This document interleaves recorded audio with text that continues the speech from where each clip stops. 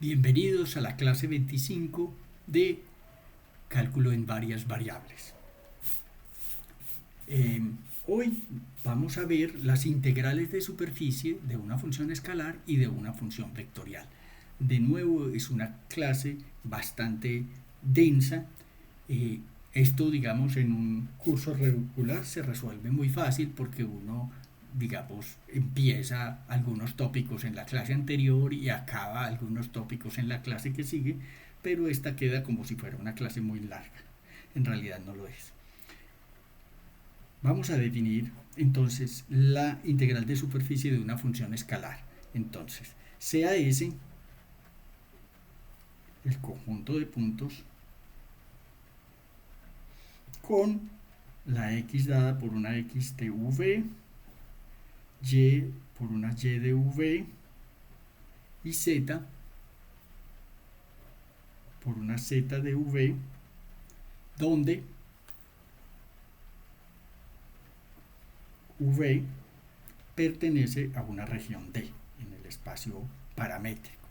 Una superficie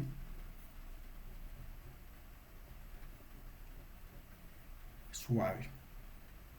Recuerden que una superficie es suave si el vector normal, el vector RU cruz RB es diferente del vector 0 en todos los puntos, salvo en un conjunto de puntos que tiene área 0. Bien. Una superficie suave. Sea f una función que va de S a R. Es decir, una función que está definida en la superficie. Puede que esté definida también fuera de la superficie y en todo el volumen, pero por lo menos debe estar definida en la superficie. Listo. Y definimos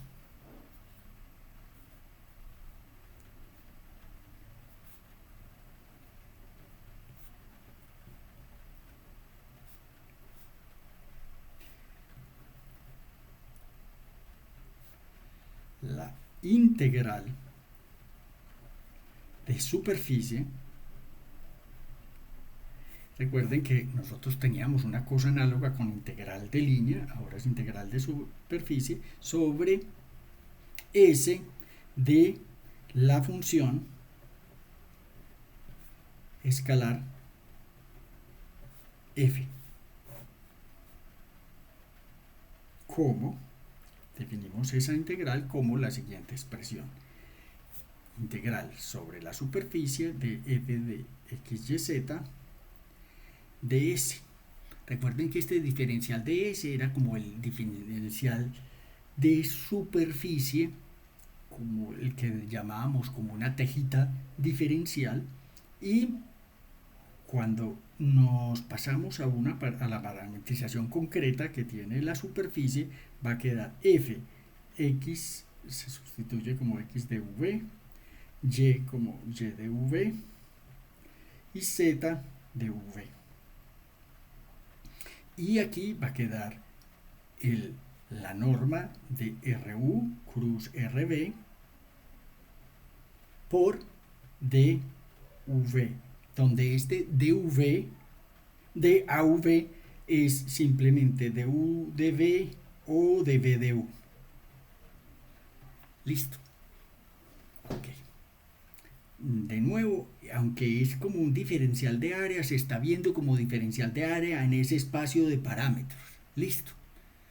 No piense que es el diferencial de área y si yo estoy en coordenadas polares voy a poner r de teta. No. Es los dos parámetros, el producto de los diferenciales de los dos parámetros. Listo. Esa es la regla. Vamos a hacer algunas observaciones y casos particulares. Al igual que como lo hicimos cuando definimos la integral de línea, un caso particular, digamos, sucede. Esto está como desenfocado, voy a tratar de enfocarlo mejor. Si f es igual a 1 constante, es la función constante 1, entonces la integral de superficie de la función constante 1 no es otra cosa que el área de la superficie S. Área.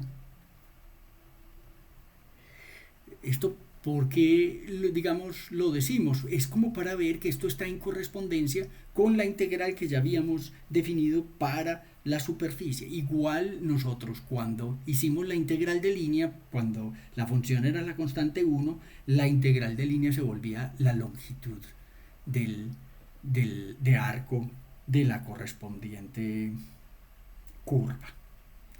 Bien. Ahora, si digamos sigma de XYZ es la densidad superficial, pues,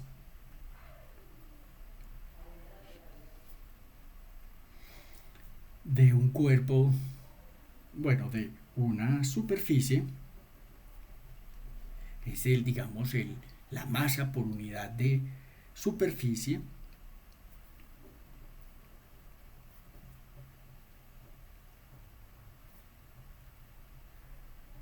Entonces, vemos que el producto de densidad por diferencial de área, pues me da un diferencial de masa. Y la masa total será, pues llamémosla m, va a ser la integral sobre S del sigma de XYZ de la densidad de S. Esto también está en correspondencia con el caso que vimos para la integral de línea, donde esta era densidad lineal o de densidad por unidad de longitud. Esta es densidad por unidad de área y se puede utilizar para calcular la masa. Entonces, bien. Adicionalmente,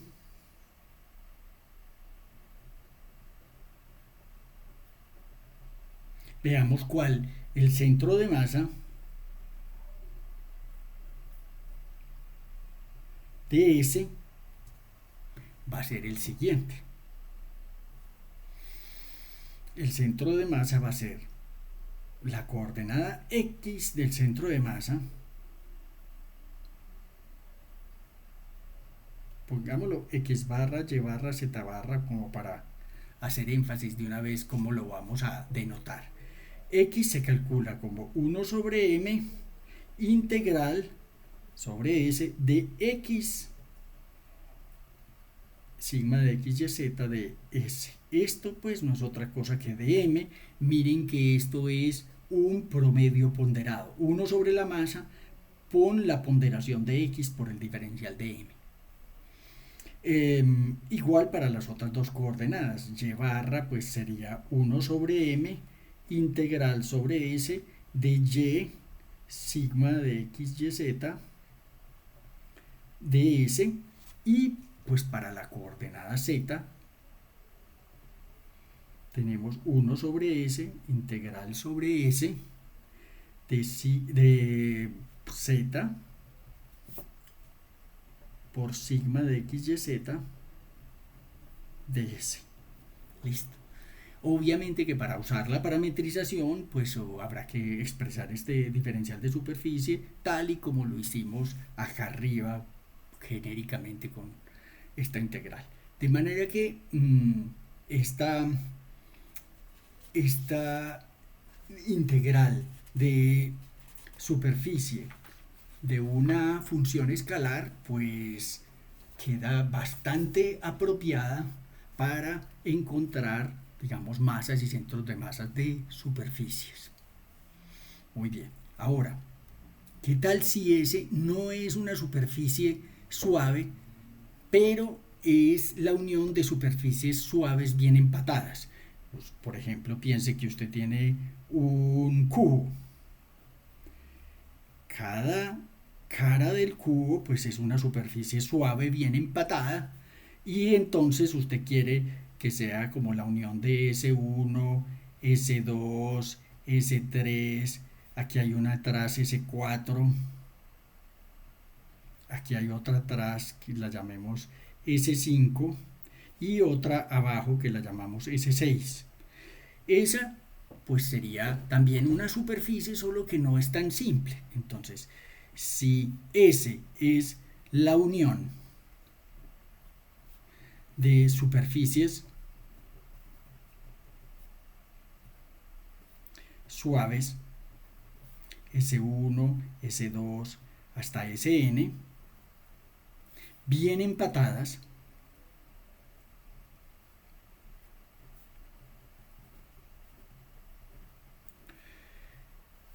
es decir, que la S va a ser simplemente la unión desde K igual a 1 hasta N de las SK.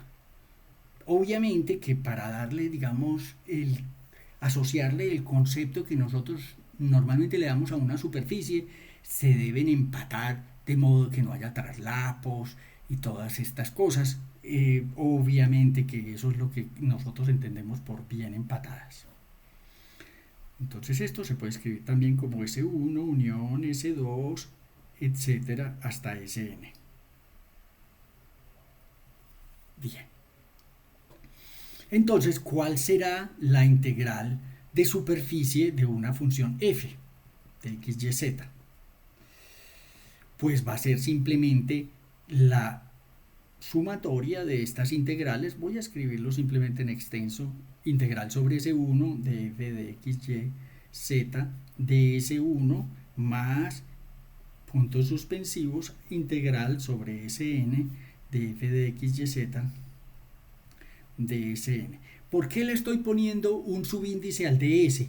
Pues resulta que cada superficie de estas tiene su propia parametrización, que digamos no tiene en general nada que ver con las parametrizaciones que tienen las otras caras, y por eso pues digamos conviene ponerle como el rótulo para hacer énfasis en que son simplemente integrales es la suma de integrales de superficies sobre varias superficies, la S1, la S2, etc.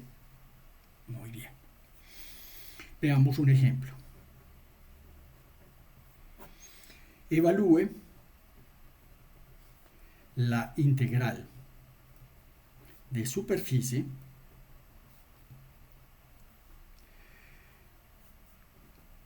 S de XY ds, donde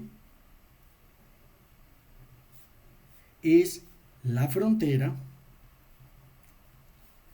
de la región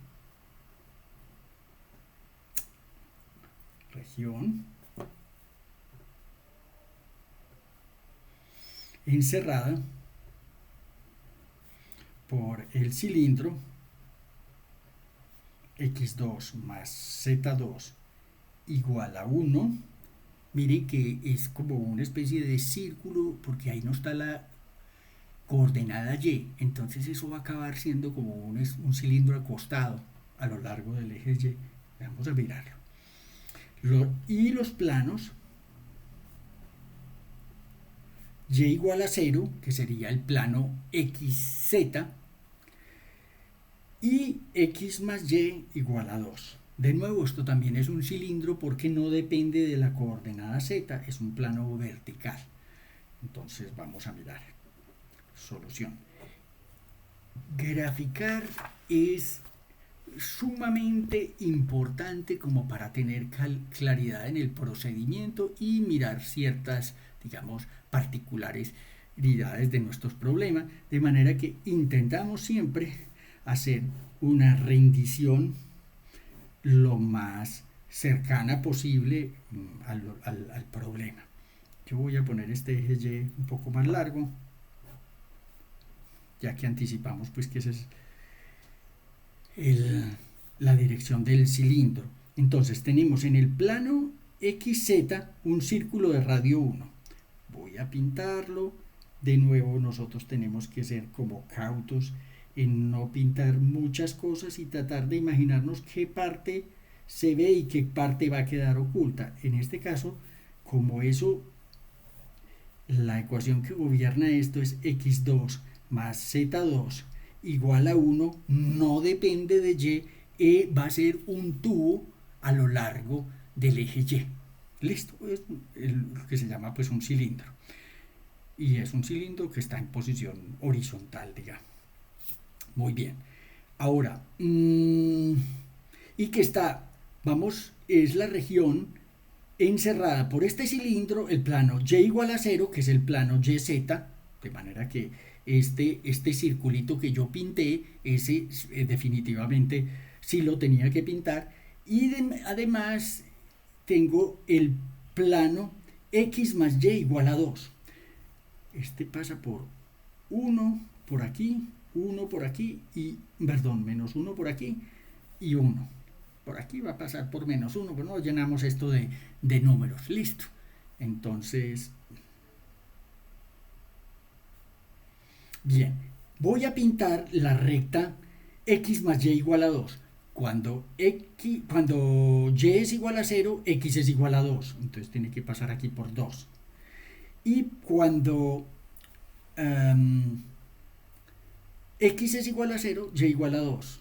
De manera que aquí debo tener, aquí está el punto 1 y aquí está el punto 2. De manera que es una recta que pasa por este punto y por este punto. Voy a puntearla por ahí sin hacer mucha laraca, porque de nuevo lo que me tengo que imaginar es cómo corta ese plano vertical. Ahora quiero como medio explicar cómo así que un plano vertical. Resulta que esto es un plano vertical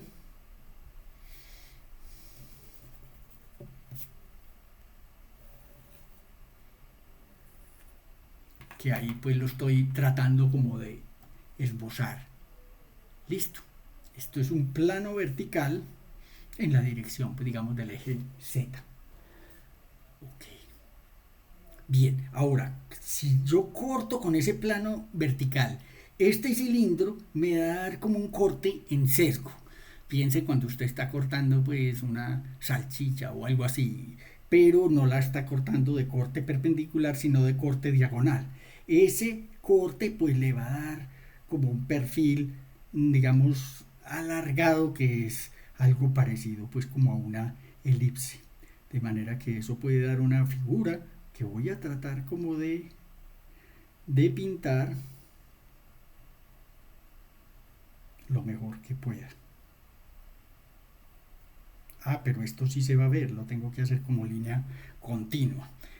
Lo que hice fue cortar este cilindro que está acá, que lo voy a dar un sombreado como para hacer énfasis en esa región, un sombreado como tridimensional, y este es, digamos, el corte que haríamos al implantar el plano X más Y, X más Y igual a 2. Como no depende de Z, es un cilindro vertical. Esta, como no dependía de Z, pues es un cilindro horizontal en la dirección del eje Y.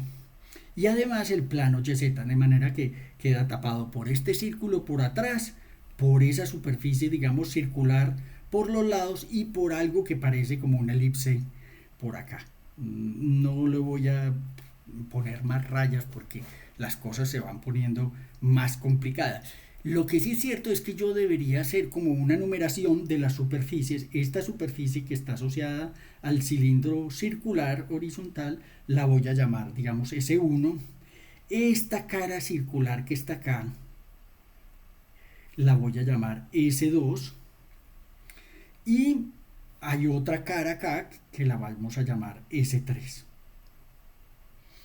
De manera que observamos que la frontera del volumen encerrado está dada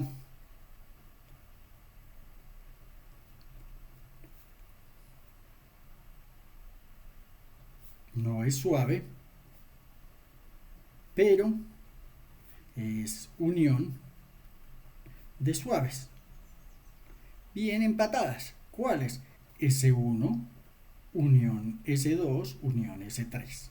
De nuevo, la cara que está, digamos, en el cilindro circular la tapa en el plano XZ y el corte diagonal que me hace el plano x más y igual a 2.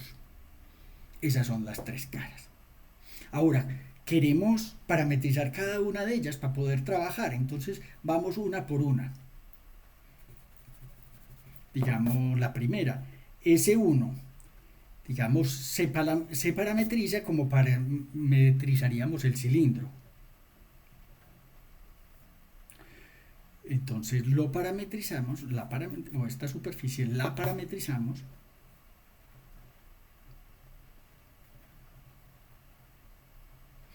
Mire, como esto está dado por un círculo, parecería conveniente usar algo así como coordenadas polares, pues para expresar eso. De un lado tenemos, digamos, la altura y, que esa la vamos a necesitar, pero las x y las y se pueden parametrizar con un solo parámetro, que es el movimiento en un círculo. Ustedes saben que sería, digamos, como el ángulo θ.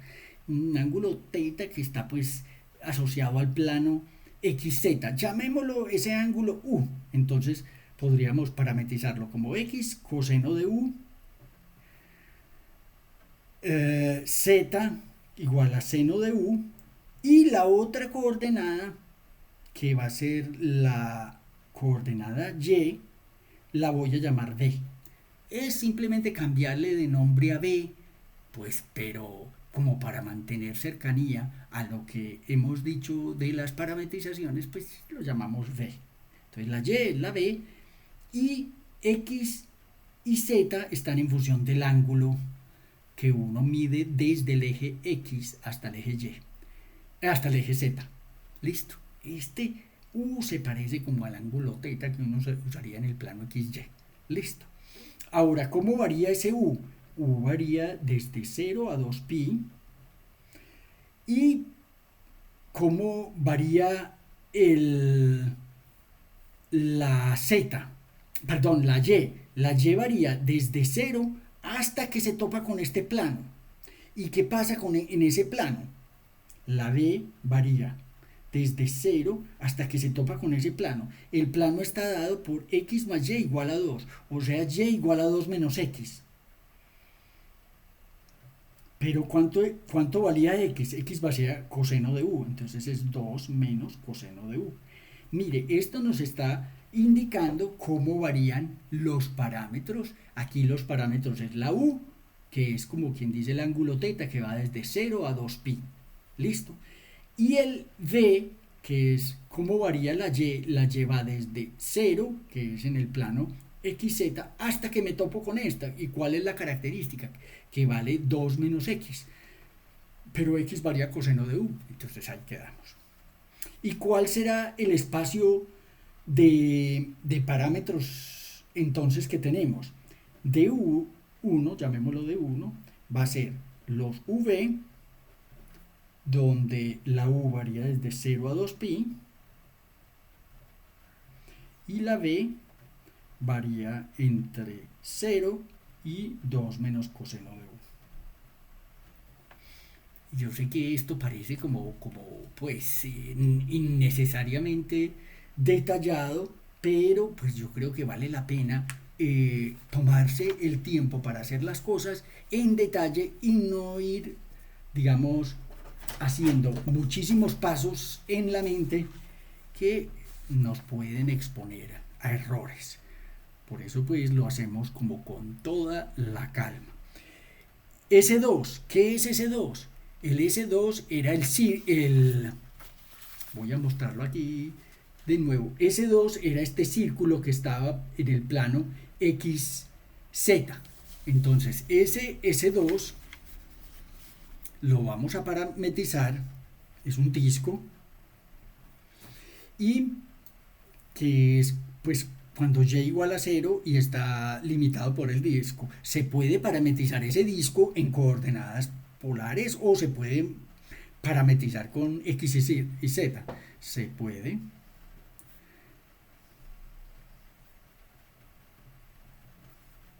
Con x y z, que son, y ese disco va a ser simplemente los x y z tales que x2 más y2 más z2 es menor o igual que 1. Ese círculo. Muy bien. Ahora, esa elipse es la que, digamos, parece como un reto. No estamos así 100% seguros que en una elipse va a acabar siendo una elipse, pero aquí, digamos, no sabemos. Bien, lo que vamos a hacer con esa elipse es utilizar las coordenadas que vienen como naturalmente con el plano XZ. Entonces voy a llamar X igual a U y Z igual a B. De nuevo, esto es simplemente una rerotulación de X y Z. Ahora, ¿cómo era la Y en ese caso? La Y está dada por 2 menos X, o sea, 2 menos U. En esta parábola, digamos, esta es la manera. Tenemos dos parámetros que son U y B, donde las Y están dadas por 2 menos U. Ahora, ¿cómo están variando X y Z en ese caso? Pues voy a hacer aquí como un dibujito porque en vez de devolverme al otro, yo tengo aquí mi elipse. Y la sombra de esta elipse es justamente este círculo aquí de radio 1 que está en el plano XZ. Entonces, yo lo que voy a hacer es que donde U y B están metidos, U que es la X y B que es la Z, están metidos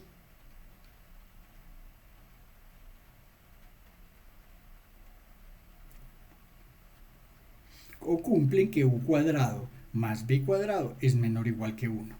Cuando es igual a 1, pues tengo este perfil. Esta, siendo la sombra, es la que me va a servir para hacer esa parametrización. Esta sería como D3. Listo. De manera que estas coordenadas con una D3, un espacio de parámetros U y B, donde se va a tener que U cuadrado más B cuadrado sea menor o igual que 1. Bien. Con eso, pues, digamos, estamos simplificándonos un poco la vida. Vamos a hacer las integrales de superficie.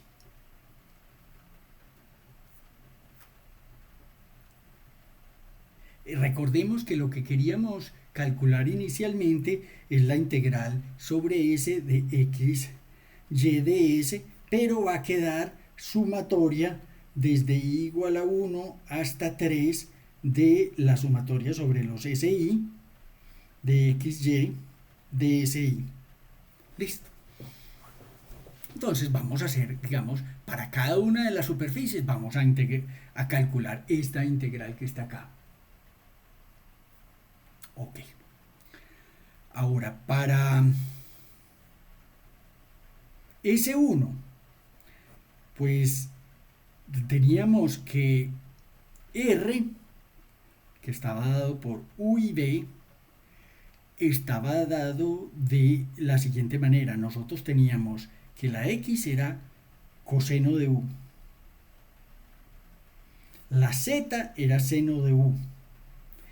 Y la Y era simplemente el parámetro B. Listo, recordemos eso. Y entonces, pues aquí nos queda muy fácil calcular RU, pues derivada de seno es, de coseno es menos seno. Esta es otra variable independiente y derivada de seno es coseno. Y el RB, derivada parcial con respecto a B, va a dar 0, aquí va a dar 1 y aquí va a dar 0. De manera que necesitamos este producto cruz, RU cruz RB. De nuevo, esperamos que esto sea un vector perpendicular a la superficie porque es justamente un vector que apunta perpendicular a las tejitas que nosotros definimos ahí. En cada punto esto es un vector normal.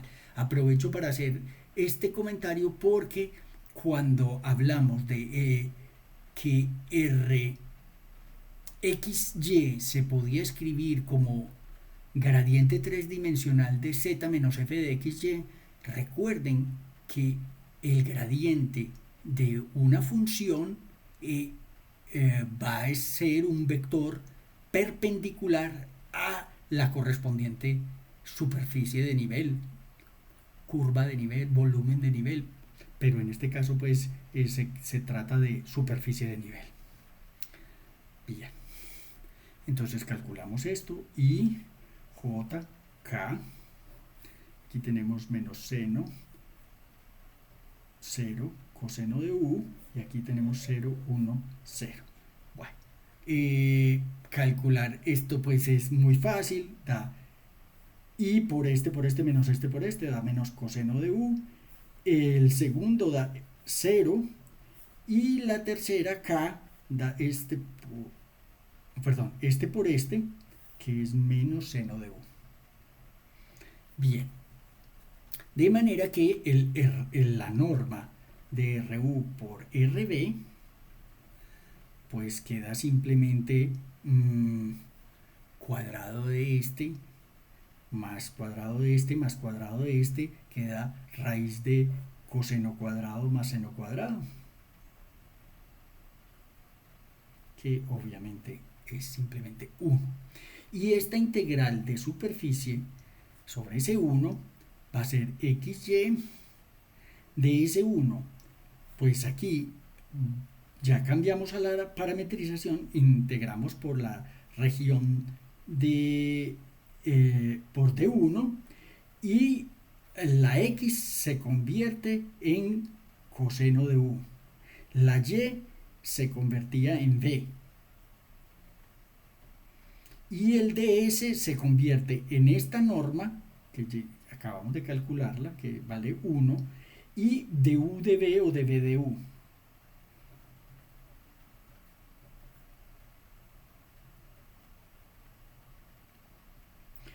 Pero esto sí vamos a saber cómo era. Resulta que nosotros el parámetro U, ¿cómo era que sí, el parámetro U varía, que era simplemente el ángulo θ, varía entre 0 y 2pi. Pero el parámetro B, que era la Y, varía desde 0 hasta que se encuentra con el plano, que era 2 menos x, pero x era coseno de U.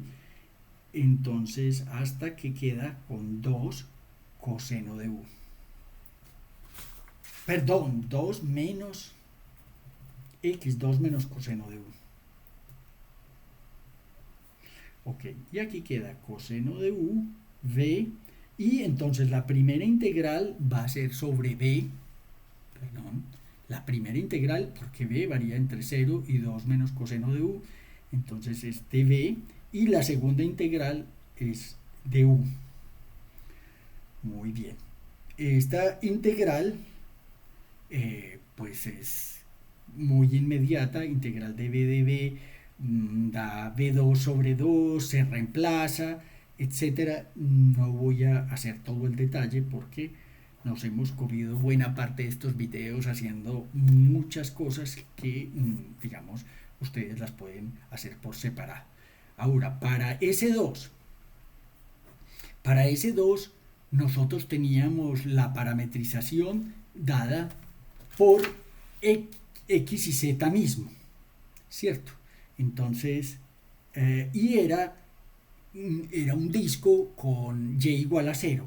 Entonces, ¿cómo será el R de X, Z? Pues será X, Y igual a 0 y Z, ¿cierto? De manera que, pues aquí esa integral se vuelve una integral como de área común y corriente, pero ni siquiera necesitamos todo esto. Cuando vamos a calcular sobre S2 la integral de X, Y de S2, resulta que Y es igual a 0, de manera que esta integral entera da 0 y no tenemos pues que ponernos ni siquiera a mirar esta parametrización acá. De manera que ahí pues estaba yo casi que perdiendo tiempo, botando tiempo en algo que realmente no necesitamos ni calcular. Ahora, para S3 Recuerden que era como la elipse, que parece ser que fuera a dar una cosa difícil. No va a dar difícil. ¿Cómo parametrizamos nosotros la elipse? La elipse la parametrizamos con x igual a u, z igual a b y la y es 2 menos u. Listo. Y donde este de 3, que era la proyección en el plano xz, son los v, que son los xz, tales que u cuadrado más b cuadrado son menores o iguales que 1.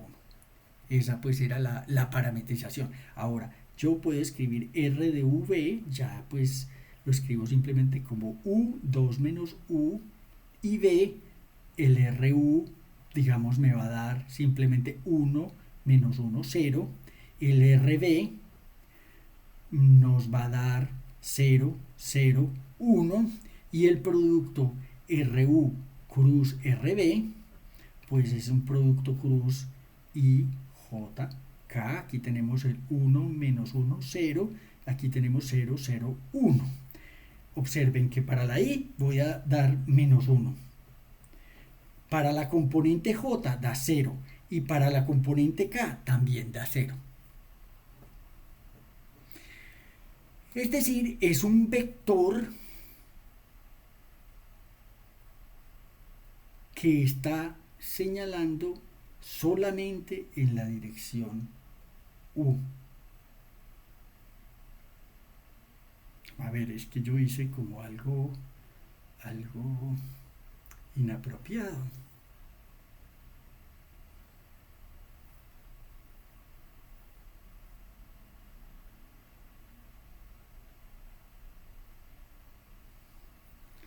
Bueno, espérense un momentico. Ok. Un momentico. Con la componente j no da exactamente 0, perdón. La componente j es menos este por este. De manera que da también menos 1.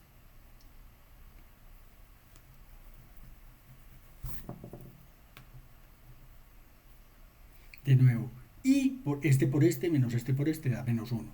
Menos j, este por este, y el otro es 0, menos 1. Y casi es este por este menos este. Entonces tiene dos componentes no nulas. ¿Esto por qué me puse yo a pensar? Mire, esta es un vector normal a la elipse. Ese vector normal a la elipse no puede estar en la dirección x ni en la dirección y. Tiene que ser algo como porque como vimos en el plano XY, que pues ahí estaba pintado de esta manera, la recta es como así, de manera que la dirección perpendicular a esa recta debe ser algo que combina tanto la dirección X como la dirección Y. Muy bien. Ahora, la norma de este vector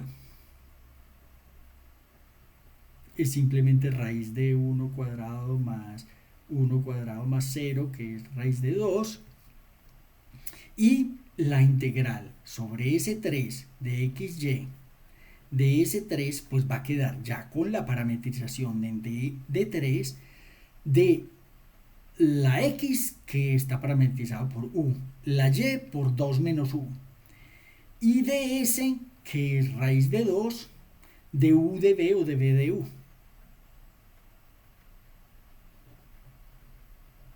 Ok. Ahora, vamos a cambiar a polares porque de nuevo esta es una región circular. En el plano V, digamos, puedo cambiar a polares en V. ¿Y cómo sería cambiar a polares? Pues sería integral entre 0 y 2pi, integral entre 0 y el radio de esto que es 1. U se vuelve coseno de teta. Aquí teníamos un raíz de 2, pero bueno, pongamos coseno de teta, 2 menos coseno de teta, raíz de 2, y de u se vuelve r de teta. Listo. Eso fue simplemente la estrategia en ese espacio V voy a usar coordenadas polares. Y esto, pues después de hacer un pequeño calculito, da menos raíz de 2 sobre 4 pi. De manera que la integral total, se me fue el foco, todavía no está como muy bueno. Ok, la integral total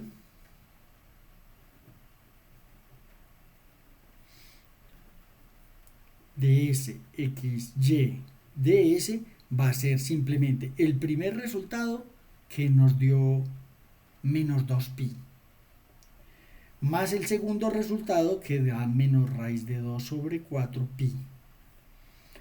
De manera que ahí lo podemos juntar todo como menos 8 más raíz de 2 pi sobre 4. De nuevo, estamos simplemente sumando la integral sobre las tres superficies. Aquí había una que era 0, pues obviamente que no la copiamos. Hombre, pero ¿por qué? Ya. Aquí hay un detalle como importante. Porque puse menos 2pi y no más 2pi como me había dado la integral de superficie. Resulta que la convención en superficies cerradas es que la normal debe estar dirigida hacia afuera. Y cuando yo la puse en el plano XZ, digamos la normal,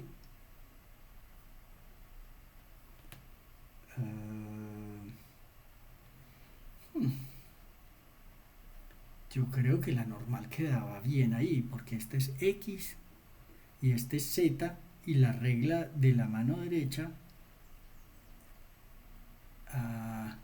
perdón, Z, la regla de la mano derecha es que si yo giro con la mano derecha desde apuntando con el índice en la dirección X y en el otro en la dirección Z, la normal me queda para acá. X, Z, la normal me queda para acá. Y yo la necesito para el otro lado. La superficie tiene que estar saliendo de la superficie. Recuerden que eso era algo así como un pedazo de salchicha donde había un corte como aquí esta debe ser para afuera, esta debe ser para afuera y esta debe ser para atrás. La integral que yo calculé era con la dirección para acá. Necesito calcularla en la otra dirección. De allí que esto me quedó menos 2pi. Es un detalle importante. Finalmente, hagamos otro ejercicio. Un ejemplo 2.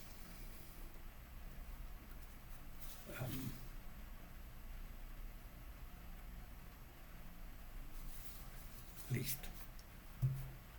Ejemplo 2. Y con eso vamos a parar porque aquí este tema es bastante largo, o tal vez empiece con las superficies orientables, no lo sé. Esto viene de un parcial del 01 del 2007. Sea S la parte de la gráfica de z igual a x2 más y2, ubicada entre los planos z igual a 1 y z igual a 9. Calcule la integral de superficie de z de s dividido raíz de 4x2 más 4y2 más 1. Bien, parece ser una integral como bastante convoluida, no necesariamente. No se ponga tímido con cosas que parecen muy complejas. A lo mejor la clave para simplificar su cálculo está en esas partes que aparentemente están tan complejas. ¿Cómo es el paraboloide? De nuevo es lo que parece como un paraguas al revés, donde, digamos, y está cortado por dos planos, uno y uno más abajo. Uno en z igual a 1, voy a pintarlo acá, y otro en z igual a 9. Entonces aquí está en 1 y en 9, aquí está el 0. Ahora le voy a dar como una sombra pues medio artística en la medida en que podamos, como para darle pues un poquito como de rendición tridimensional a eso. Eso es como ese anillo que el paraboloide pues se recortó aquí en z igual a 9 y en z igual a 1 y solo tenemos este tramo. Listo. Es efectivamente algo así como una especie de anillo curvado. Bien. Ahora, ¿cuál será la sombra cuando yo proyecte esto sobre el plano XY? Pues cuando lo proyecto sobre el plano XY, como esto era z igual a x2 más y2, esto queda x2 más y2 igual a 1, que es un círculo de radio 1.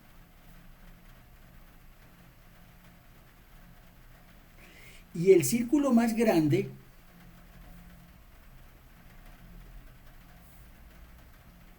es x2 más y2 igual a 9, que es un círculo de radio 3. Y la región que está encerrada entre esos dos círculos va a ser mi región D, porque cuando yo tengo una superficie y tengo una proyección, una superficie que puede ser como la gráfica de una función, como es este caso, z igual a x2 más y2, función solamente de x y y. Voy a proyectar sobre el plano xy y encontrar la región de parametrización. La región de parametrización, pues obviamente va a ser son los x y y con x2 más y2 que varían entre 1 y 9. Bien, me dejó de funcionar este estilógrafo, ya voy a coger otro. Ok. Ahora, ¿cuál va a ser la parametrización? Pongámoslo aquí, parametrización. Pues tomamos x igual a x, y igual a y y z igual a x2 más y2. Con esto, pues necesitamos el Rx cruz Ry. No nos vamos a volver a inventar, digamos, la rueda. Nosotros ya sabíamos cuando tenemos la gráfica de una función que esto es fx al cuadrado más fy al cuadrado más 1. Fx es la que caracteriza la z igual a f de xy, que es x2 más y2. ¿Cuánto da la derivada con respecto a x de x2 más y2? Da 2x. De manera que esto da 2x al cuadrado, que es 4x2. Con respecto a y, da 2y al cuadrado, 4y2 más 1. De ahí empezamos a ver que eso va a poder ser muy, digamos, conveniente. ¿Por qué? Luego, esto pues lo aprendemos de memoria o usted se acuerda que era el gradiente tridimensional de z menos x2 menos y2. Esto pues es otra manera pues de acordarse y llegar a este mismo resultado. Entonces luego la integral de superficie que nos pidieron, que era z dividido todo este radical,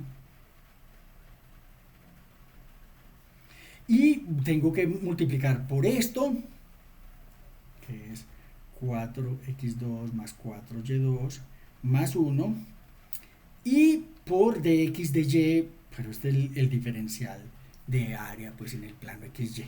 Este se cancela con este y veamos entonces cómo es la z. Perdón, tengo que reemplazar también la z. La z valía x2 más y2, entonces esto es x2 más y2. que esto pues es simplemente la z. De manera que me queda algo que es muy conveniente para usar coordenadas polares. Y es que como ya hice la parametrización, esto va a quedar en D. Y aquí voy a usar polares. En esa integral en coordenadas polares, pues tenemos que el ángulo θ varía entre 0 y 2π, pero el radio varía entre 1 y 3, ¿cierto? El círculo más pequeño y el círculo más grande. Ahora, esto que hay aquí es R2, Z es R2. Y nos queda el diferencial de área cuando lo convertimos a coordenadas polares, que es R de θ.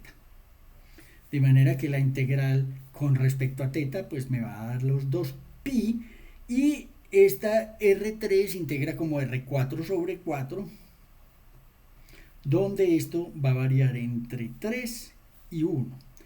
R4, 3 a la 4 da 81, menos 1 da 80. Y esto, digamos, aquí queda pi medios, entonces queda pi medios por 81 menos 1, que es unos 80, dividido 2 da 40 pi. Este pues digamos sería como el resultado pues de nuestro cálculo. Vamos a empezar a hablar de un nuevo tópico, que es el de superficies orientables. Solo vamos a hacer un poquitico simplemente para poder dividir esta clase en dos porciones que no sean desproporcionadamente grandes. Entonces, superficies orientables. Queremos llamar una superficie orientable, les voy a decir primero pues como aquella donde podemos pintar un lado de blanco y un lado de negro. Pero ¿cómo que un lado? ¿Cómo voy a entender matemáticamente lo que es un lado? Bien, nosotros vemos que en una superficie suave, pues nosotros tenemos dos vectores normales, pues uno apuntando en la dirección RU cruz RB y otro el justamente inverso. Entonces, una vez tenemos nuestra superficie, supongamos que esta es su superficie, va a tener un vector normal. Yo este vector normal que adopte aquí lo puedo empezar a pasear por toda la superficie y lo paseo como suavemente. Si lo traslado, digamos, hasta acá, pues eso me va a quedar como así. Si lo traslado por acá, me va a quedar como así. Y vemos que aunque yo lo traslade por toda mi superficie, nunca me voy a encontrar como una inconsistencia en el sentido de que cuando yo regrese, resulta que estaba apuntando para el otro lado. Pues eso sí puede suceder, y eso es lo que pasa con la llamada cinta de Möbius, y por eso que debemos dar una definición muy concreta. Entonces, una superficie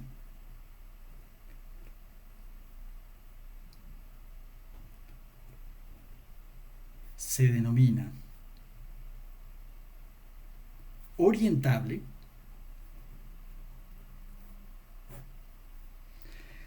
si se puede entender como superficie de dos lados. Es decir, que si yo estoy caminando por un lado de la superficie, no puedo aparecer por el otro lado de repente. Listo, de dos lados. En cada punto XYZ que pertenece a la superficie, hay dos vectores, N1 y N2, que va a ser simplemente el negativo de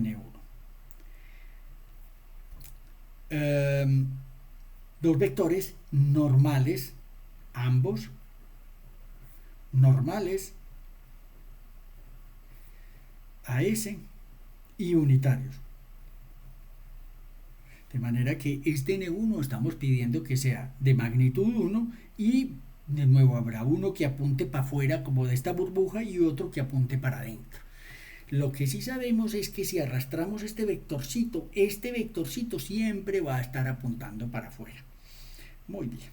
Entonces, cada una de esas normales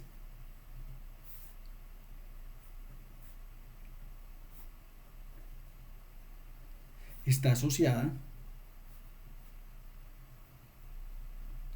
a un lado de la superficie.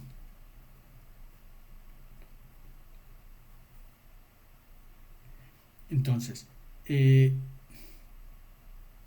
bien, si desplazar la normal N1 y retornar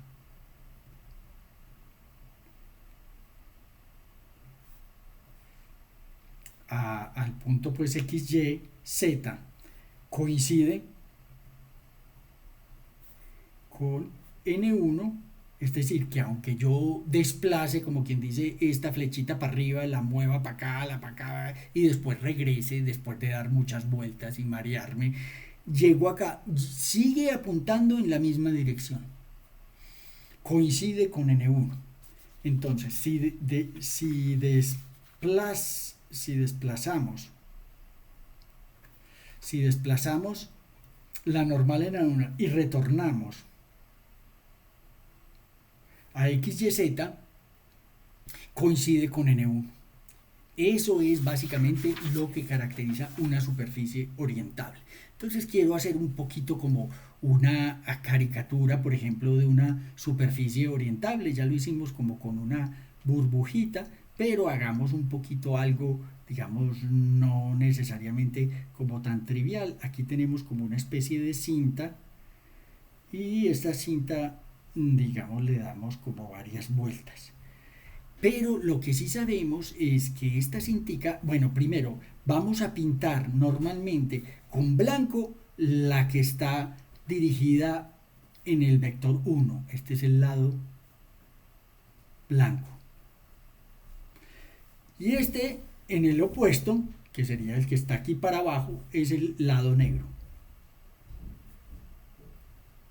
Y aquí sería N2. Y aquí pues sería N2', porque esta es otra normal, digamos, en otro punto diferente.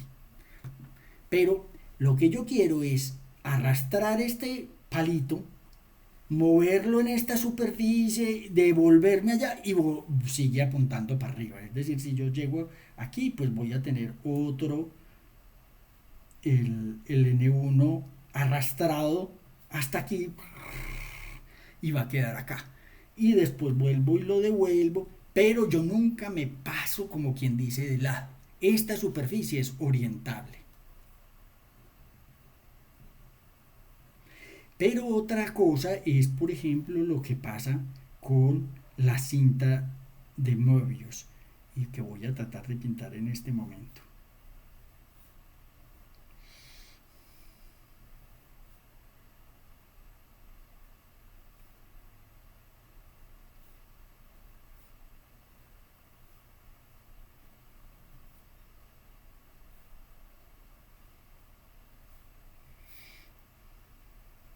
Entonces, si yo tengo esa cinta de Möbius, que es como una cinta pero que le hago como un giro para empatarla, si yo parto con un vector, suponga que este es el lado blanco, este que está acá, blanco, este sería el lado negro, ese lado negro se pasa para acá,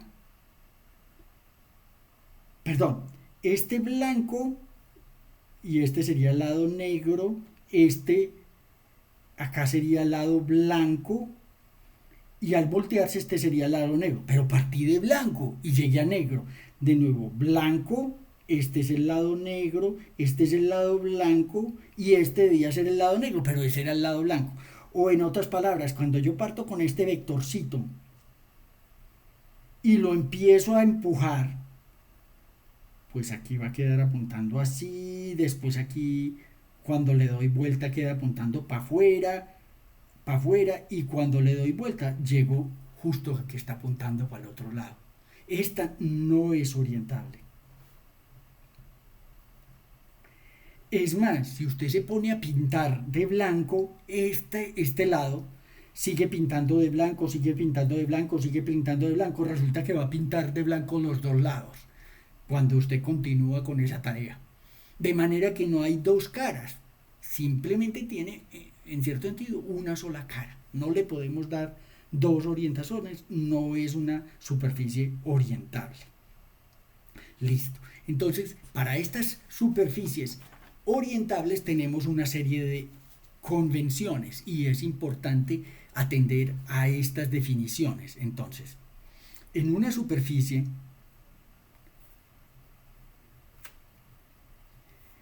orientable S con parametrización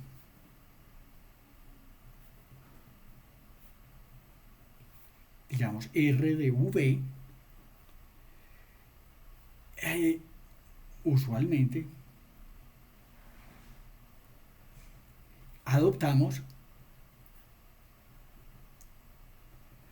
N1 de V, pues va a ser el vector normal que yo produzco con RU cruz RB dividido por la norma de RU cruz RB. Esto obviamente es un vector unitario por construcción y está dirigido de forma perpendicular a la superficie. Ahora, ¿qué tal si esa no le da la orientación que usted quería? Entonces cambie U por V. Lo que era U llámelo V y lo que era V llámelo U.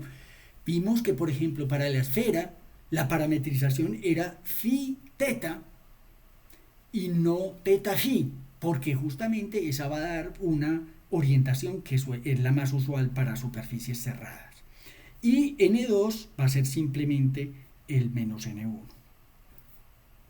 ¿Cierto? Entonces ya tenemos un vector siempre N1, que es como quien dice el lado blanco, y otro que es S.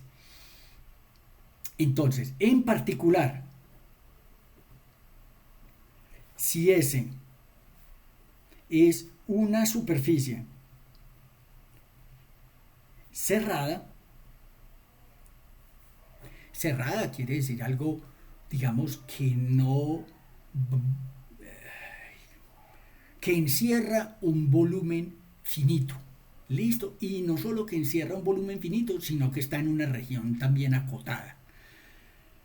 Bien, entonces, es una superficie cerrada. El vector N1 se escoge que apunte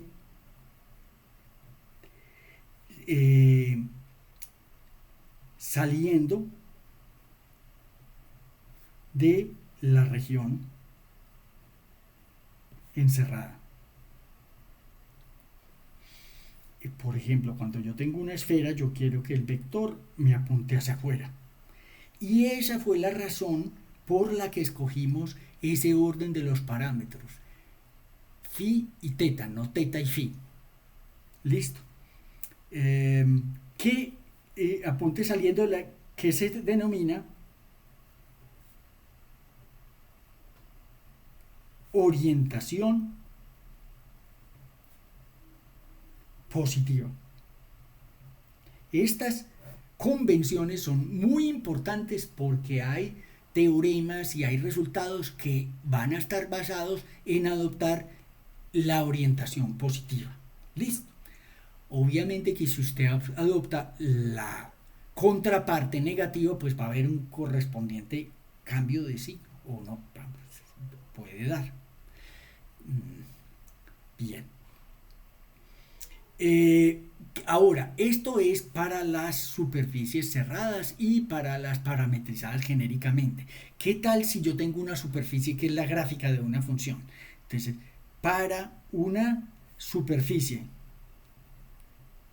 S, que es la gráfica de una función z igual a f de x, y, Entonces es la gráfica de una función. Entonces el vector unitario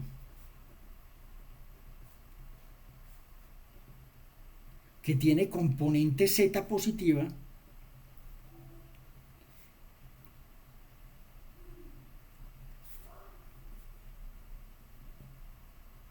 recuerden que yo tengo algo que es como una especie de superficie y que tiene una sombra aquí en el plano XY. Entonces, yo voy a tener algo para arriba y algo para abajo, pero el que tiene la componente Z positiva, o que está apuntando como para arriba, es el que se va a denominar la orientación positiva.